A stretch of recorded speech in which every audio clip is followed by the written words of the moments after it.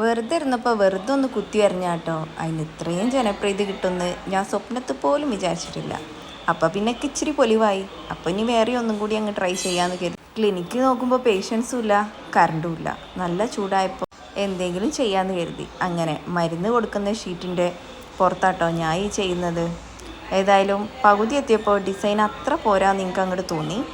അതുകൊണ്ട് ഞാനിത് മാറ്റുന്നുണ്ട് കേട്ടോ. ഇനിയിപ്പോൾ ഒന്ന് വീതം 2 നേരം നെയ്തിൻ്റെ പുറത്താണ് ഇതിൻ്റെ നെക്സ്റ്റ് പണി. ഈ ഡിസൈനൊന്നും ഞാൻ എൻ്റെ തലേന്ന് ഇടുന്നതല്ല കേട്ടോ.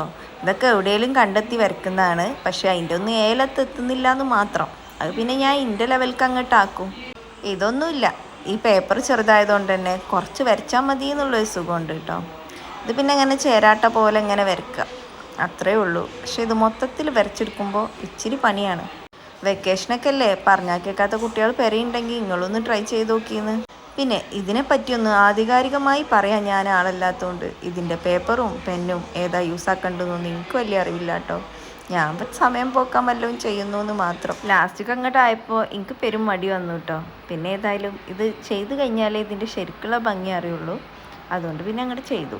ഇത് സ്ട്രെസ്സ് കുറക്കാനും വേറെ എന്തൊക്കെയോ കുറക്കാനൊക്കെ നല്ലതെന്നാണ് എല്ലാവരും പറഞ്ഞിട്ടുള്ളത് കേട്ടോ.